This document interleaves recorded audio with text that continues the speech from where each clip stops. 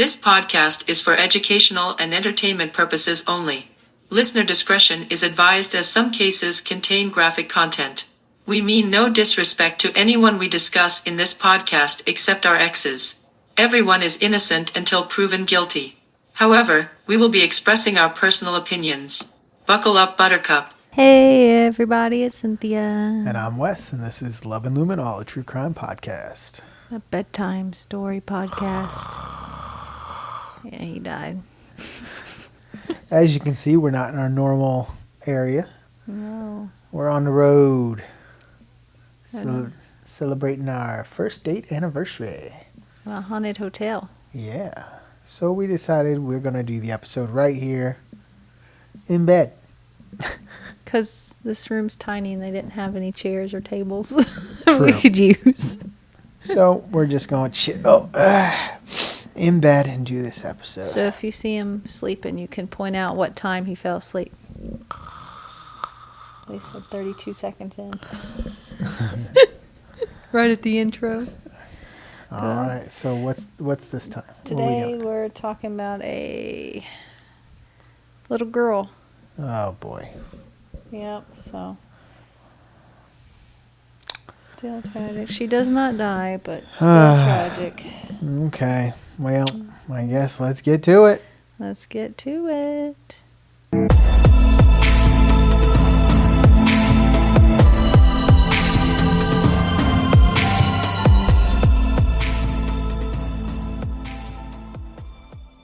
So today we are discussing Robin Doan. Doan? Doan. Doan or Doan? Doan. Doan. D-O-A-N? Doan. Doan. We'll go with Doan. Right. Have you ever heard that name? Nope. Sounds familiar? Doesn't sound familiar. Nothing sounds familiar to you. No. Except Casey Anthony Yep. And OJ. and OJ. You knew those. But we're going to Pampa, Texas. Pampa. Pampa. It's like Tampa, but with a P. Pampa, Texas. Get your Pampas. We're going to Pampa, Texas. On September 30th, 2005. Oh. So not too old at all. No. Not too Okay. far off in the 2000s. But we're going to go into there's a family. Pampa, Texas. Cozy little farm town. Family lives there. The mother, Michelle Conrad, is 35 years old. Okay. So her parents, which is Robin, her parents divorced when she was a toddler. So Michelle was originally married to Robin's father, divorced, and then she got married to a Brian Conrad, who was 31 years old. Okay. So Brian is Robin's stepdad. Alrighty. And Robin had an older brother, Zach. He's 14 years old. So Robin is 10 and Zach's 14. They both came from that first marriage that Michelle had. Okay. And here I have a picture of Robin. Little Robin. Okay. Cute little girl. Yeah. And then that's the family. There's Brian, Michelle, and that's her brother Zach, and then Robin, of course. Alrighty. So nice little cute family. And they had a dog named Molly. So just your all around sweet family living in this little town. So nothing too out of the ordinary. Mm-hmm. But Michelle was 6 months pregnant. So Okay. she had Zach, Robin, and her and Brian were having a child together. Alrighty. So that was all that excitement. Brian made Robin pancakes for breakfast that day, which was Robin's favorite. So they started out good. Robin's favorite breakfast pancakes. She remembered seeing her mother try on the ugliest maternity pants. She said her mom was excited, went maternity clothes shopping, and she had the ugliest pants, she said. Never forget those pants, but her mom was very excited. So she was excited for her, too. But the family had a normal day. They lived in an isolated farmhouse, and they were well liked by all the neighbors and the people around the town. Nobody had any issues with them. So nothing too bad. But later that night, September 5th, tragedy would strike. This poor family. I know. You're like, oh, of course. Yeah. So around 7 a.m., Robin called 911 to report a shootout in her house. the hell? Yeah, so this 10-year-old girl called 911 to report there was shooting in the house, and I have this call for you. Oh A boy. minute and a half long, so. Sheriff's Office, 911. Ma'am, there was a shootout in my house. I don't know who's alive in my house, and I'm scared. Where are you at? 7142 Highway 70. It's about 13.3 miles out from the bowling alley. What's your name? Robin Doan, my parents, Michelle Conrad and Brian Conrad. I'm scared after this, and I don't know what Robin to do. Doan? Yes, ma'am. Sit Brian down. Conrad. My mom is alive. Okay, I'll stay on with you. I've got the ambulance and the fire department's coming too, okay? Thank you so They're much. coming. Stay there. You don't see any other vehicles or strange people around your home or anything? No, ma'am. You didn't see a car drive off of any kind? No, ma'am. You just heard the shots fired? And I saw the lights on in the kitchen, so I'm assuming they stole some stuff. Okay, okay. I can't believe it. Okay.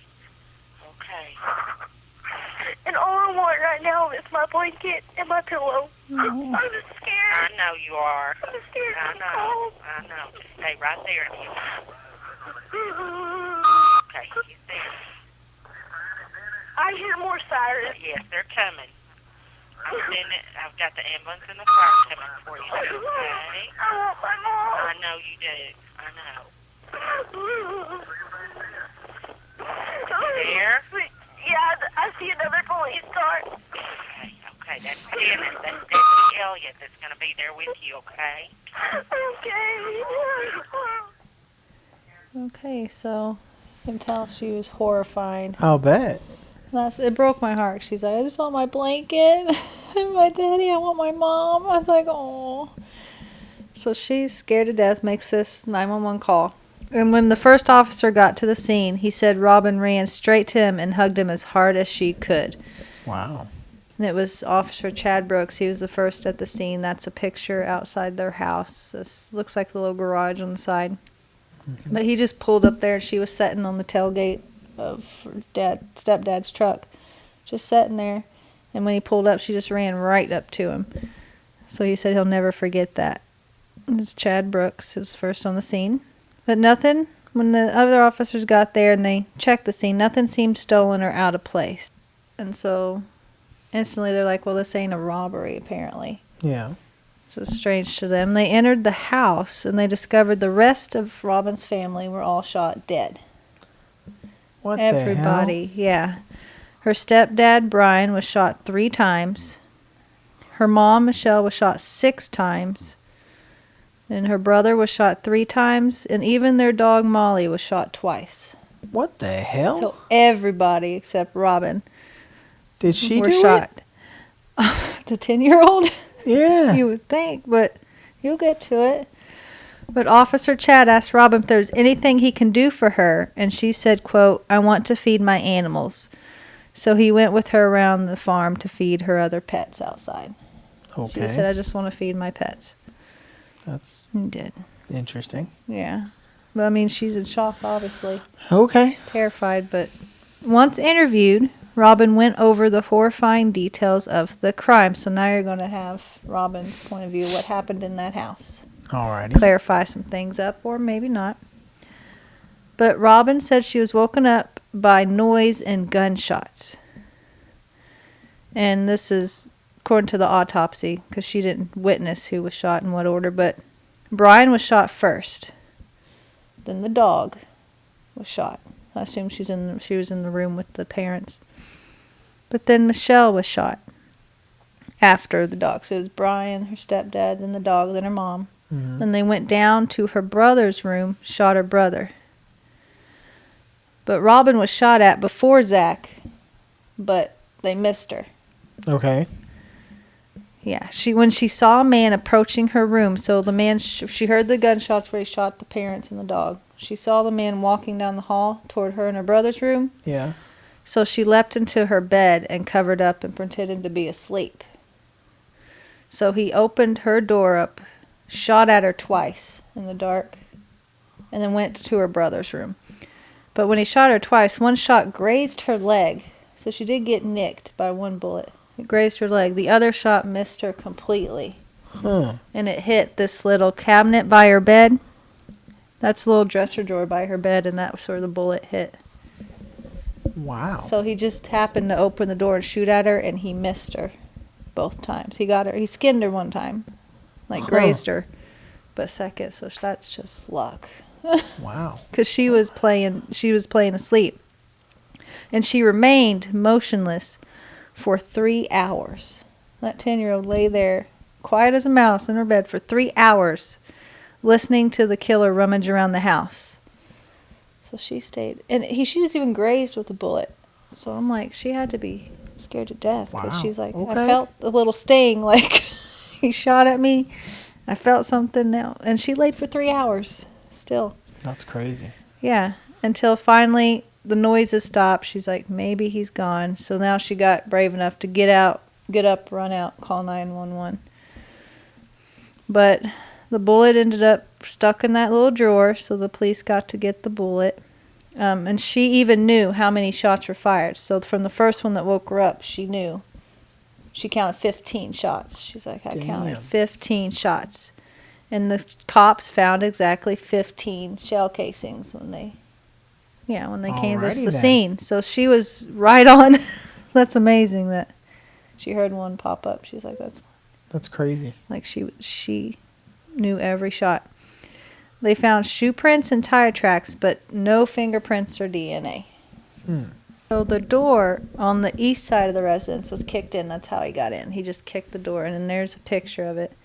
Did you see is that the door jamb? Yeah. Cracked. It just looks like it's a deadbolt and a regular doorknob, but he just kicked it in. Yeah, the door's been kicked in. Yep. Yeah, that's how he got in. Without motive or suspect for the murders, Robin was placed under tight protection. So you're like, we don't know who did this. Well, Nothing was stolen. Not only that, but whoever it was probably thought she was dead, and if they find out she's alive, they'll be like, oh, they can say who did it. Or Yeah, they may have if saw they're a me. witness. Yeah. Mm-hmm. So they had her tight protection. Later, investigators were able to link the casings to an AK-47 rifle. Oh, shit. Mm-hmm. That was used in a double homicide in a town in Missouri. What the hell? Yeah, so these casings matched a gun used in a homicide in Missouri, and this was Texas. Yeah. It's a traveling gun. Traveling gun. So, in Pineville, Missouri, 500 miles away, a call comes in about a double homicide around 10 a.m., like the previous day before or something. Oh. So, a day or two previous to this one, there was a double homicide in Missouri. Orly McCool was 70, and Dawn, his daughter-in-law, was 47, and they were both shot. And there's a picture of them. That's Orly and Dawn. Okay. Orly was shot once, and Dawn was shot multiple times. Okay. And like the Downs, nothing was taken, so it was not a burglary or a robbery. So that threw him for a loop. And the victims were not dead for long when the cops found them. They found a store receipt saying 1:53 p.m. on September 29th. So they were killed around 2 p.m. the previous day. So they found them the next day. Okay. So they weren't dead for long. And then he was on. But it was 14 hours before the Conrad murder in Texas. Using the same gun. Yeah, using the same gun. So they were killed at 2 p.m. the previous day. And then, I guess, the following... Like when they found the bodies 14 hours later, it was in Texas Yeah. shooting someone else. Yeah. Wow. Like not that night, but like the next morning around 5 or something the following morning. So that 14 hours. That seems strange. Yeah, I know. But so he made it from Missouri, a double homicide, all the way to theirs in Texas. And did a family homicide. The shell casings were recognized by a tech at the first crime scene that handled a burglary at a residence close by. So the tech that was at that double homicide crime scene Yeah. recognized the casings because he just was at a crime scene where a gun was stolen. So he's like, this was the gun that was stolen. These are the okay. casings that matched. Yeah. That makes sense. Where a Mr. King reported that his son, Levi King, came into his house and stole several of his guns from his safe. Hmm. So they knew what gun and they knew who took that gun. So That would probably mean that yeah. Mr. Levi is the one killing people. Yeah, so they kind of connected those dots pretty quickly. So they connected the Missouri crime to Levi King, connected that Texas crime to the Missouri crime. So they just hit like dominoes from that point. Yeah. Levi. Levi. Refreshing break. Mr. Levi. Levi. Was 23 years old. Okay. So, young hoodlum there. There he is. Looks Wow. like trouble. Yep. Sure does. Looks like he'd pick a fight for nothing. he does. He has that face. He's just like, that guy's wants to kick somebody's ass for fun. What is that? It kind of looks like a park bathroom or a prison. That's prison. Is it prison? Those are like yeah. Those are like concrete prison. Well, he's not in prison. He's in cargo shorts and a tank top. Those are. Did they take a selfie before they strip searched him? I don't know. It looks like prison though. Or like, smile. Oh, Lord. But he was raised in an unstable home where he was surrounded by guns and drugs growing up. And that's a picture of the inside of his dad's house where he grew up. As you can tell, there's knives on the walls, Wow. guns on the walls. The hell, I don't know what a half of that. There's knives sticking out of a board on the wall. I don't know what. There's just shit hanging everywhere. Wow. That's crazy. Yeah, and that's where Levi was growing up, surrounded by all that. His dad drove him out in the woods when he was younger with a box full of puppies one time and made him shoot at the box. Like he What said. the fuck? Yeah, I guess to make a man out of him, toughen him up, whatever. That's how you make a serial killer. Yeah, he's like, here's a box of puppies, shoot at the box. So Levi was devastated, but his dad was a brutal man, so he did what his dad said. So you know how that went. And Levi has had a history. He was in prison, I can talk, previously, for arson and burglary. So he has a little bit of crime history there, of course. I mean, his dad made a hobby of shooting puppies. So I would assume, He was sentenced to 14 years, but served less than 3 before he was sent to a halfway house. So he's sentenced for his burglary and all that. 14 years, served 3, and they sent him to a halfway house. He left that halfway house and was on the run for a week before the McCool murder. So this was right before the murder. He was supposed to be in a halfway house, and he ran. Oh. Yeah. So a week before the McCool murders, he bailed his halfway house. His dad also lived in Pineville, Missouri. It was the same town. The defense attorney for the case, Joe Mar Wilson, said, quote, regardless of whether they had food or not there at his house, they had money for ammunition. That's what he's saying about the King household. True. Yeah. He said, don't matter if they had food or not, but they had ammunition. Like, they'd buy ammunition before food, I guess. Whatever. But Levi killed the McCools with, of course, the gun that was stolen from his dad, the 9mm. Investigators believe Levi targeted the McCools for their Dodge Dakota pickup, which he stole after the murder. So they must have just got home from the store, unlocked the house, keys in your hand, and he saw an opportunity to get them to get the keys, get the truck. Okay. So Yeah, that makes sense. That's the only thing that he's after was the truck, apparently, which throws me off. They said it wasn't a robbery, but they stole a truck. So yeah. Okay. I mean, nothing in the house was taken, I guess, technically, but the truck Yeah. was taken. Still robbery. Yeah, technically. It's a carjacking, technically. He still stole something. But he hopped in that old Dodge and he was heading to Mexico. But he makes a stop in Texas. Yep, but he makes a stop in Texas, kills that family, and then he was trying to head to cross the border. But 11 hours after the McCool bodies were found, so after they found the bodies, the casings, they're starting to picture everything together. Yeah. Levi was stopped by border control and admitted to having guns in the truck. But the funny thing was, he was trying to come back into the United States. What? He made it into Mexico, was trying to come back across the border, and got caught with guns in the truck. He was home free. He was coming. He got caught trying to come back. Why was he coming back? Who knows? But he was trying to come back and got busted because he's trying to bring guns into the U.S. in the truck. He didn't say why he was coming back? But I found. Oh, idiot. Right, he was in Mexico, but they said they caught him trying to re-enter the U.S. with guns in a truck. So that's how you get busted. I mean... Yeah, it's easier to go the other way. Yeah, it's easier to get into Mexico with guns than to get out of Mexico with guns, right? Why? Yeah, that's just dumb. And to show... Well, this backs up your statement. 15 minutes into his interrogation, he admitted to killing Orly and Dawn. Oh, boy. 15 minutes in, he squealed. Oh. A couple weeks later, so after they kept questioning him, saying, hey, we got you by the nut sack.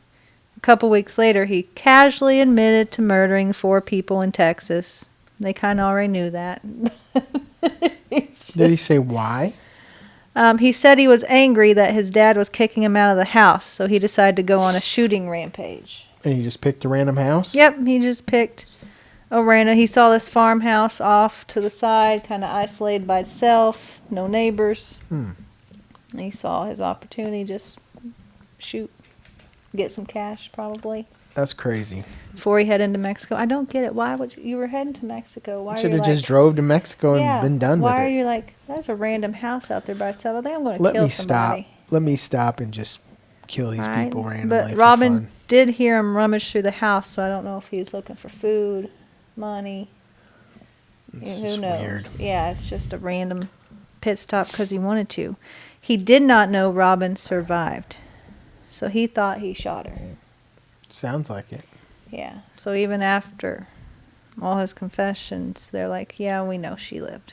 So shit. He's like, yeah. He accepted a plea deal in Missouri that saved him from the death penalty. So he dodged the old Sparky in Missouri. He took a plea deal. He also pleaded guilty in Texas. But with Robin's approval, the DA refused to exclude the death penalty. Yeah, so, Texas, they're all about the death penalty. So I guess Robin's like, no, we're not letting him dodge Sparky twice. Like, we're not ignoring the death penalty. Yeah. But one of the 12 jurors voted against the death penalty. Just one. That's one all out it of takes. 12. Yep. But in Texas, gotta be unanimous. Usually they're like, they're ready to go. Yeah, Texas is... Usually they're switch that's happy. The quickest, yeah, that's the quickest death penalty ruling. They're like, sure, all right, when's lunch? Like, but to have just one say no, we're not going to kill him. That's all it took. Therefore, he's sentenced to life without parole. Don Ruby, the former McDonald County deputy sheriff, Texas, remember Levi seeming satisfied with what he did. So he's like, he's satisfied with all the murders and he's kind of proud of himself. Don said, quote, during a conversation with Levi, he described that even hours later he could still smell the gunpowder, the sweat, and the blood, describing it as a feeling that was probably better than any drugs he's ever done. Damn. Yeah, so this guy's crazy. And why they didn't want to cook him, I don't know. Dr. Louis Schlesinger believes Levi is a psychopath after viewing the interrogation video. So they watched that video and kind of diagnosed him through that. He said he looks well kept and articulate, but psychopaths cannot form attachments to other people. So that's why he had no problem stopping and just shooting random pregnant lady and a dog and Man. Just old Well, man. I mean, his dad already taught him to shoot puppies, so True. He had if you can shoot puppies, you Uh-huh. can shoot anything. You could shoot a box of puppies. Yeah, you have no. You've No lost feelings. all sympathy or empathy towards other Yeah, living it's creatures at that point if you And can to shoot be- puppies. Oh, and to be raised. It's like those that people way. who, I don't know if you heard that. When I lived in Tennessee, people always said that if you got stray cats, you tie their tails together, and you throw them in a bag, and then you throw them in the river. Yeah. People who can do shit like that, Are horrible. There's Yeah. something wrong with them. They have no feeling. Yeah. No. yeah, those people are definitely psychopaths. You can't do that. No. I mean, not even. I mean, that's even shooting at puppies. I'm like, yeah, but to throw an animal in a bag tied. Two of To them. know You that tie they're their tails struggling. together. Yeah, they're struggling. They are It's just- dying. They're drowning slowly. That's yeah, awful. that's ridiculous. But yeah, Uh-uh. people used to say that all the time in Tennessee. It was like a common phrase, and I was like, I've heard that around here. Yeah. Like throw bag of kittens in the river. yeah. I'm like, if you can do that shit, No. you can kill anything if you can do Yeah. little kittens and puppies like that. No. And people were waiting for Robin to break down during the trial, but she didn't. She said, quote, "It's like a game for them, waiting to see if I'm going to mess up and have some breakdown because of what happened to me when I was 10 years old. I mean, I once dyed my hair a different color, and the word spread that I was finally going off the deep end. But I've kept my head on my shoulders. I was raised better than that." So she's a strong little 10-year-old. Damn, Lost all her right. whole family, dog, everything. And she held it together to make sure that he saw justice. Way to go. Yeah, so kudos to her. She's a tough girl. But Levi King was featured on an episode of the AE show Killer Speaks, and that's a picture of him there on that show. I watched that episode, and yeah, I don't know. What happened when you watched it? I mean, like, he's deaf. I can see where they say he's a psychopath, because that's how he was the whole, like, he had no emotion. Just straight face, Just nothing. straight, like he was talking about a ball game. He just, like, shot at her. I was pretty sure I hit her. I was like, he, like, had Wow. no emotions. He just, like, and it was all, like, him. He's like, my dad was so mean, and I was just raised that way. I don't know what I was doing. He's just like, I just wanted to. It's like, Man. he's just cold. You can just look at him like, he's cold. I don't know what juror looked at this guy talking and was like, he should live. Like, Wow. just during this interview, you could just tell he just did not give a shit. He's just like, I had to stop to get a truck. That old man was walking like I wanted that truck. Looked like it was easy to do. I was like, oh. So yeah, he was a horrible person. And it was the very first episode, ice cold, of that series. So, Killer Speaks, it was episode 1, season 1. First episode they did. It aired April 11th, 2013. And you gotta watch it. He's creepy. But in middle school, and I'm going to track back. I even watched that show, and I think he even went in details of, like, I think he shot the old man first. I think he went on who he shot first. Like, he just, like, the old man had his back to him. I think he shot him in the back of the head. And then the daughter-in-law heard the shots were coming down the stairs, and he just opened up on her because he said she just kept moving. So it was, like, Damn. insane. But it was like, and he was just straight-faced the whole time. I'm like, how can you do that? But in middle school, Robin moved in with her aunt. The district attorney, Lynn Switzer, would come and visit Robin often. That's because they dealt with the case. She knew Robin, so she'd come and visit her even after all this, just to keep an eye on her, check up on her. That's nice. She even set Robin up with a therapist, which she did not want.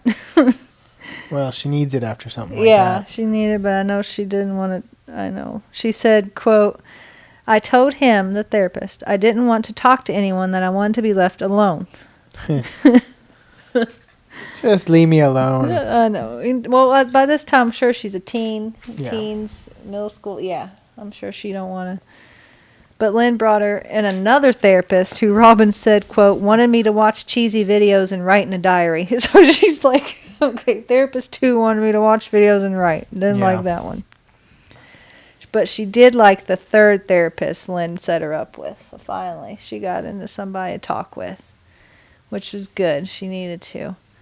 But during testifying at the trial, Robin started sobbing. So going into the details, and that night she did break down. She walked out of the courtroom and was taken to a small conference room with Lynn, where she continued to sob for quite a while. As you know, I'm sure trial, they're asking details, had pictures probably. Yeah. It was a lot for her. But it was the first time since the shootings where Lynn said Robin, quote, truly let her grief out. So she's like, it's the first time good. She broke down. Yeah. Through all of this. You have to sometimes. Oh, yeah, you gotta let it out. They thought Robin would not testify again due to her outburst, but she stated she had one more thing to say and made a victim impact statement. So she said, I have one more thing to say, and it's to him. Like, how he affected her life. Yeah, and she got back up there and let him have it. And then she tried her best to live a normal life. She was a cheerleader at Pampa High School. She played girls basketball a little bit. She worked at a water park where she once saved a little boy who was drowning. So she saved a life, yeah. She graduated from high school in May of 2013. A group of police officers who worked on the murder case raised $10,000 to pay for her to go to college. Wow, that's awesome. Yeah, so the cops that were did her murder case helped raise money to help her go to college. She is now almost 29 years old, and she still lives in Texas, Pampa. And there's a picture of her. She's darker hair now. Oh, that's her wow. holding her family picture, but that's her. And she wants to become a pediatric nurse. Well, there you for go. Her. That's wonderful. She is currently married and is trying to keep moving forward with her goals and all that. And that's a picture. Her and it said her husband. But Okay. in the ball game. But yeah, she's trying her best, moving forward what she can. Looks like they're at a school football game. Do they have kids? Not that I've read. I think she just recently got married. Hmm. I don't know if that, it says, her shirt has college. I don't know. Well, it's if that- Texas, so Texas, I mean, you don't have to have kids in the high school to go to the high school football game. It's Yeah. just a thing to do. Texas, I don't know. they're all about their football. Mm-hmm. He may have little siblings or something. Could be. I don't know. I just found it said Robin's married, and that was the big picture, and said she's doing fine and Nice. pursuing her career and life goals and getting her way with it. So All right. kudos to her. Thoughts Yeah. to her. Sorry That's for her awesome. loss. It's Yeah, horrible, definitely. but definitely great that the cops got her scholarship and she's moving on in college and marriage, and That's awesome. that's good, yeah. She's a survivor for sure. But that's the case of Robin Doan. Well, Yeah. so that was a horrible story, but But like the it little has girl- a happy ending to it. Like she's doing well and She's doing well. trying to she start her can. own family now and Mm-hmm. going to college Husband, and trying yeah. to become a pediatric nurse. That's awesome. Saves a little boy from drowning. Yeah. So Well, she's really. alrighty, we got a happy ending for once. Yeah. I made you nervous. I said little girl. Yeah, and you you're like, said little girl, and I'm like, oh crap, here we go. No, she did not die. She survived, but lost her entire family at 10 years old. I so mean, that's horrible. went through hell and back. Yeah. But seems to be striving. For so- no damn reason, For no- too. yeah, It's for not nothing. like, He just drew by a house that was just happened isolated. to pick that one and yeah. be like, yep, gonna go and shoot some That people. one seems isolated enough for me. Oh my god, Yeah, it's crazy. it is. I don't get people. I don't either. And just Man. and the fact that he's like, I didn't know she lived. I really thought I shot her. like it I was really no big thought she deal. was dead. It's like, okay. Like he's like, oh, okay, that's it wasn't a shock to him. He's just like, I really thought I had better aim. like he was just Wow. offended by his. That was It's like, I crazy. can't believe I missed it. I was like, this guy's fucking. He is a psychopath. Yeah. I was like, all right, but that's it. All right. Ooh. Well, another one down, guys. Yeah. If you like us, feel free to like and subscribe. Check us out on loveandluminol.com. That's where you can find all the links to all the audio and video ways to hear and watch our podcast. So if you're listening and you want to watch us, go there. You'll find where the videos are. And if you're watching us and you just want to be able to listen in your car or something on a later date, you got the links there as well. There's also a contact form on there, so if you want to tell us what you think of us, talk about an episode, maybe you know some further information about. Yeah. Or If she has kids yet or anything? There you go. I asked the question if they Yeah. had kids. If you know the answer, if you feel free to tell us. Maybe a recommendation on a story you want us to do, Anything? or you want to tell us we suck. That's cool too. Whatever you So want. you guys are getting lazy. He's He's not even laying in holding his bed. He's mic. not even holding the mic. He's got it laying on his chest. He's just chilling. Social media. We're everywhere Yeah. except for the letter Elon X. Musk is. That's the only one we're not on, and we were not going to be on it. So, but we're everywhere else. Primarily TikTok is where we put everything up, and then we just kind of copy and paste it everywhere else. But Yeah. TikTok's usually the place to find us. We'll give you news on new episodes that are coming out, or we also do book talks, so we review Yes. books on there. And we will do our, what did we just read? Iron Flame. Iron 'Cause Flame, we the mentioned that in second the book last in the- video. yeah. We're like, go to TikTok and watch our review on Iron We Flame. haven't done it yet. I'm sorry. Cricket, It will cricket. be coming. Yes.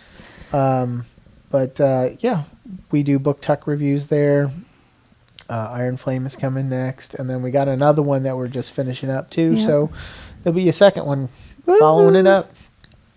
So, but yeah, we'll see you guys next time. You got anything you want to add? No, sounded good. All right. Peace. See ya.